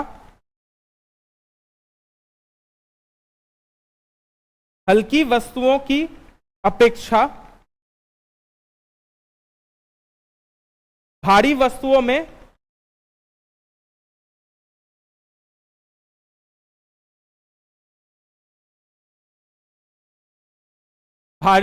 में जड़त्व ज्यादा होता है।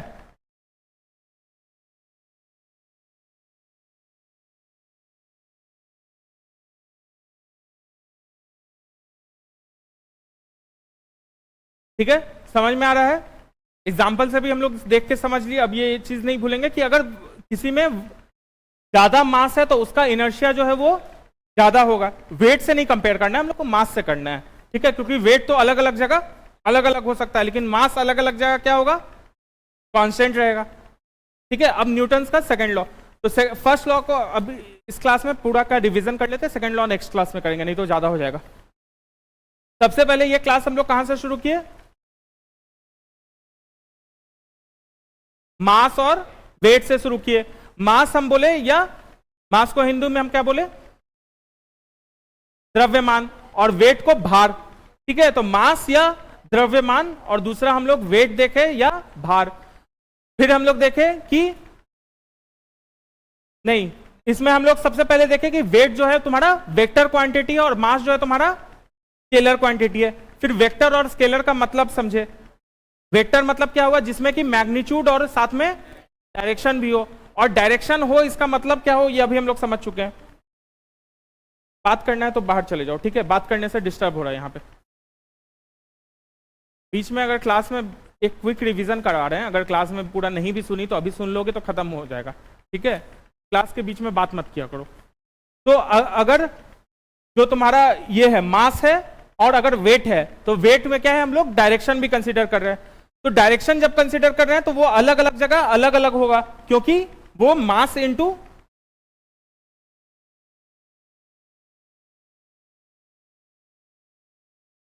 यहां से शुरू किए थे, mass into acceleration due to gravity था तुम्हारा। ठीक है, एम जी था, जो कि acceleration due to gravity earth पे क्या है, जी हो जाता है, 9.8 मीटर पर सेकेंड स्क्वायर। ठीक है, उसके बाद फिर हम लोग देखे नेक्स्ट देखे डिस्टेंस और डिस्प्लेसमेंट देखे। डिस्टेंस मतलब क्या हुआ, दूरी हुआ, और डिस्प्लेसमेंट मतलब विस्थापन। तो किसी भी एक जगह से दूसरे जगह तक जितना चल के जा रहे हैं, टोटल अगर चलना काउंट करें तो वो क्या हो जाएगा, मेरा दूरी हो जाएगा। लेकिन पहला जिस जगह से गए और जिस जगह तक गए उन दोनों के बीच, मतलब पहला प्रथम पॉइंट और अंतिम पॉइंट, दोनों प्रारंभिक पॉइंट और अंतिम पॉइंट के बीच जो शॉर्टेस्ट डिस्टेंस है, मतलब जो सबसे कम दूरी है, मतलब जो स्ट्रेट लाइन खींचने पे आएगा, उस दूरी को हम लोग बोलेंगे क्या, विस्थापन या डिस्प्लेसमेंट। फिर से हम लोग देखें कि विस्थापन जो है वो तुम्हारा क्या है, वो वेक्टर क्वांटिटी है, और तुम्हारा जो डिस्टेंस जो है वो स्केलर है। मतलब हमको डायरेक्शन का कंसीडर नहीं करना है डिस्टेंस का जब भी बात करेंगे, और इसमें डायरेक्शन का करना है। तो हमेशा डिस्टेंस से जो है डिस्प्लेसमेंट कम ही रहेगा, दोनों बराबर हो सकता है या कम हो सकता है, लेकिन डिस्प्लेसमेंट ऐसा कभी नहीं हो सकता है कि डिस्प्लेसमेंट ज्यादा हो गया और डिस्टेंस कम हो गया, ठीक है। और डिस्टेंस जीरो नहीं होता है, ये उस समय हम एग्जांपल के लिए ऑल्दो समझा रहे थे, लेकिन डिस्टेंस कभी जीरो नहीं हो सकता है, क्योंकि फिर जब चले ही नहीं तो डिस्टेंस की बात ही नहीं करेंगे, ठीक है। लेकिन मेरा कहने का ये समझाने का ये तत्पर था कि distance is always greater than और इक्वल टू डिस्प्लेसमेंट। जब भी अगर सेम ऑब्जेक्ट की बात कर रहे हैं और सेम मूवमेंट की बात कर रहे हैं, तो किसी भी केस में या तो दोनों बराबर होगा, या डिस्टेंस जो है वो, दूरी जो है वो स्थापन से वो ज्यादा होगा। ये इस साइन का मतलब समझते हैं ना, या तो बराबर हो सकता है या ये ज्यादा होगा, ये कभी ज्यादा नहीं हो सकता, क्योंकि वो शॉर्टेस्ट डिस्टेंस की बात कर रहा है। तो कभी भी डिस्प्लेसमेंट जो है डिस्टेंस से ज्यादा नहीं हो सकता है, या तो बराबर हो सकता है या उससे कम हो सकता है। ये बात समझ गए। इससे रिलेटेड कुछ भी क्वेश्चन आ सकता है, जैसे उसी क्वेश्चन को अगर हम थोड़ा इंप्रूव कर दें, पीछे था क्या,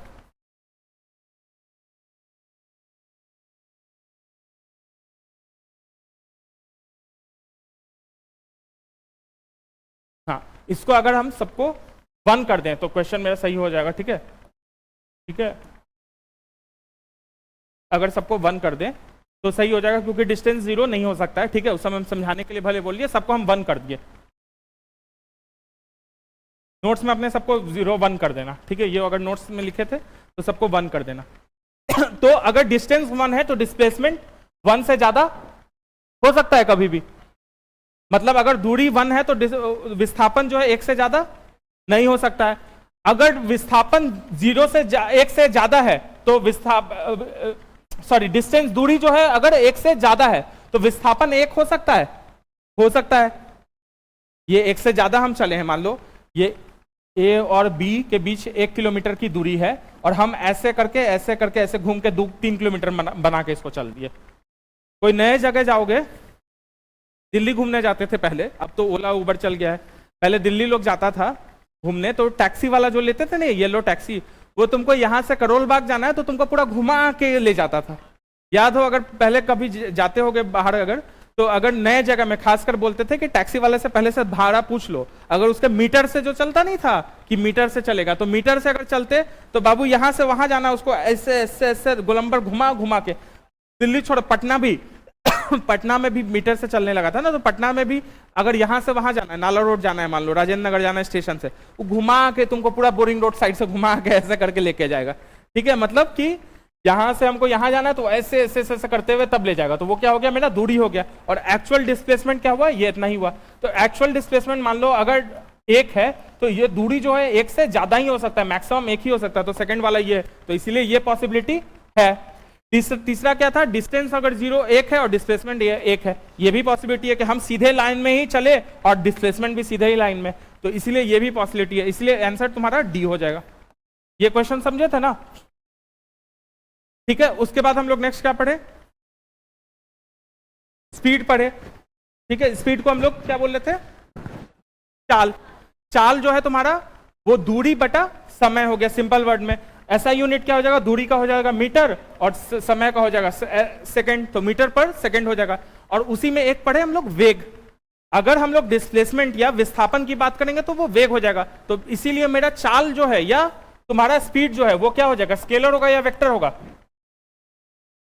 स्केलर हो जाएगा। और जब, क्योंकि वो डिस्टेंस बटा टाइम है, डिस्टेंस भी स्केलर, टाइम भी स्केलर।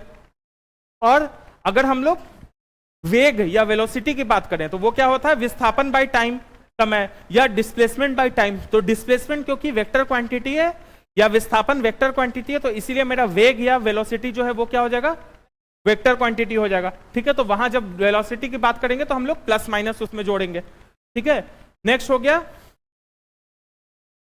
एक्सीलरेशन या हिंदी में त्वरण। तो एक्सीलरेशन क्या होता है, चेंज इन वेग, वेग बटा टाइम नहीं बोले थे हम उसको, वेग change in velocity divided by time, मतलब final velocity minus initial velocity. तो फाइनल वेलोसिटी को हम लोग v से लिखते हैं, इनिशियल को u से लिखते हैं, divided by time equal to acceleration या त्वरण को हम लोग स्मॉल a से लिखते हैं। और इसी से मेरा जब फॉर्मूला पुट करेंगे तो v equal to u plus at बन जाएगा ना, हाफ कहां से बन, v equal to u plus at होता है ना, वो तो s equal to ut plus half at square होता है, वो दूसरा फॉर्मूला सोच रहे हो। यहाँ पे ये एक फॉर्मूला बनता है v equal to u plus at, ये फॉर्मूला हम लोग बचपन में भी पढ़े थे, ये यहीं से आ रहा है। ठीक है, उसके बाद फिर हम लोग पढ़े न्यूटन्स लॉ। न्यूटन भाई साहब ने 3 लॉ दे दिए थे, हर चीज में उनको लॉ देना है, तो मोशन में भी लॉ दिए, तो 3 मोशन से रिलेटेड लॉ दिए कि ऑब्जेक्ट जब भी मूव कर रहा है उससे रिलेटेड लॉ है। पहला लॉ है कि ऑब्जेक्ट अगर स्टैटिक पोजीशन में या विरामावस्था में है या वो गतिमान है या मूवमेंट में है तो वो उसी में रहेगा अनटिल एंड अनलेस कि उसे बाहर से उसके ऊपर फोर्स नहीं अप्लाई किया जाए। जैसे कि पेन को हम फेंक रहे थे तो उस पर फोर्स आ रहा था, ग्रेविटी का फोर्स आ रहा था, फ्रिक्शनल फोर्स आ रहा था, लेकिन अगर अंतरिक्ष पे हम पेन को फेंकेंगे तो वो हमेशा चलता रहेगा। अगर उस पर फोर्स नहीं रहेगा तो जिस स्पीड से, जिस गतिमान से वो चल रहा उसी गतिमान में सारा जिंदगी चलता रहेगा, सारा अंततः तक चलता रहेगा। वो बोलते हैं ना अंततः तक, मतलब वो दुनिया खत्म होने तक चलता रहेगा, जब तक यूनिवर्स जो है खत्म नहीं हो तब तक चलता रहेगा, मतलब कभी नहीं रुकेगा। मानते तो हम लोग यही है कि बिग बैंग के हिसाब से यूनिवर्स बढ़ते ही जा रहा है, बढ़ते ही जा रहा है, तो कभी नहीं खत्म होगा। फिर हम लोग एक बात बोले, इनर्शिया वाला बात बोले या जड़त्व बोले। जड़त्व मतलब हुआ कि वो कितना अपने ही पोजीशन में मेंटेन कर रहा है, उसको हम लोग जड़त्व बोल रहे हैं। तो किसी चीज में अगर उसका मास ज्यादा होगा तो वो उसका जड़त्व जो होगा वो ज्यादा होगा। जैसे हम लोग कुर्सी और टेबल में देखे कि टेबल का मास ज्यादा था, कुर्सी का मास कम था, तो इसको अपने जड़त्व से हटाना, इसके इनर्शिया से हटाना ज्यादा आसान था, लेकिन उसमें ज्यादा मुश्किल था, इसलिए उसमें इनर्शिया ज्यादा है। इनर्शिया ऑफ क्या है, स्टैटिक इनर्शिया उसमें ज्यादा था और इसमें स्टैटिक इनर्शिया कम था, दोनों रुका हुआ था। तो वैसे ही मूवमेंट वाला इनर्शिया में सोचो तो अगर बचपन में क्रिकेट तो सब लोग, लड़का लोग तो खेला ही होगा, लड़की लोग भी बचपन में, एक कॉस्को बॉल आता था, एक हाँ वही कॉस्को या टेनिस बॉल आता था, और एक वो वाला बॉल आता था कॉर्केट बॉल, क्या बोलते हैं उसको, ड्यूज बॉल। ड्यूज बॉल लाल रंग का होता था, होता था क्या, होता है, देखे होगे ड्यूज बॉल लाल रंग का, बहुत भारी होता है। खींच के एक बार तुमको ड्यूज बॉल तुम्हारे पास बोलेंगे रोकने के लिए, और खींच के फेंकेंगे तुमको कॉस्को बॉल रोकने के लिए। कॉस्को बॉल देखोगे कि ज्यादा जल्दी आसानी से रुक जाएगा, ड्यूज बॉल में नहीं रोक पाओगे या चोट लगेगा ज्यादा। क्यों? क्योंकि कॉस्को बॉल और ड्यूज बॉल में क्या होता है, ज्यादा मास ज्यादा होता है। मास ज्यादा होता है तो उसमें इनर्शिया कौन सा वाला है, इसमें गतिमान इनर्शिया है, मतलब मूवमेंट वाला इनर्शिया है या गतिमान जड़त्व है। तो गतिमान जड़त्व जो बॉल में है, जो किस में ज्यादा होगा, कॉस्को में या ड्यूज में? ड्यूज वाले में ज्यादा होगा, क्योंकि ड्यूज वाले बॉल में मास जो है मेरा ज्यादा है, तो इसीलिए उसको, उसका जो हम जड़त्व रोक रहे हैं ना, इनर्शिया ऑफ मूवमेंट या जड़त्व कौन सा, गतिमान जड़त्व को उसका हम रोकने का कोशिश कर रहे हैं, उसको गतिमान से हम उसको विरामावस्था में लाना चाह रहे हैं, मतलब इनर्शिया ऑफ मूवमेंट को इनर्शिया ऑफ स्टैटिक में लाना चाह रहे हैं। तो अगर स्टैटिक उसको करना चाह रहे हैं तो उसको चेंज करना चाह रहे हैं, तो ड्यूज में ज्यादा मास है तो उसको चेंज करना ज्यादा मुश्किल है, और कॉस्को बॉल में कम मास है तो उसको चेंज करना उसका ज्यादा आसान है। क्या चेंज कर रहे हैं वहां समझ लो ना, कुर्सी में क्या चेंज कर रहे थे, विरामावस्था में से गतिमान ला रहे थे, और उसमें उल्टा कर रहे हैं, उसमें गतिमान से विरामावस्था में ला रहे हैं। तो जिस भी मूवमेंट में है उसी मूवमेंट में रहने को इनर्शिया बोलते हैं। वो जब गतिमान था तो उसका गतिमान वाला इनर्शिया था, जब ये विरामावस्था है तो ये इसका विरामावस्था वाला इनर्शिया है, ठीक है। और इनर्शिया दोनों केस में जब हम चेंज कर रहे हैं कि एक से दूसरे में ले जा रहे हैं, तो जिसमें मास ज्यादा है उसमें ज्यादा मुश्किल हो रहा है। यहां तो हम कर ही नहीं पाए, ड्यूज बॉल को तो एटलीस्ट शायद रोक लें हल्का सा, ठीक है। चलो क्लास में थोड़ा ध्यान दिया करो, नोट्स जो है ऐसे मतलब दिमाग बंद करके मत लिखा करो।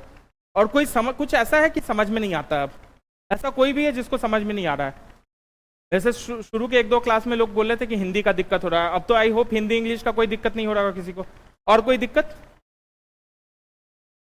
समझ में आ रहा है ना? आई होप सबको, जो लोग समझना चाह रहे हैं। अब जो लोग मान के आए कि नहीं समझ के जाएंगे, हम ऐसे ही टाइम पास करने आए लिख के, हम उनका बात नहीं कर रहे हैं। जो समझना चाह रहे हैं आई होप उनको समझ में आ रहा होगा। ठीक है, चलो, थैंक यू।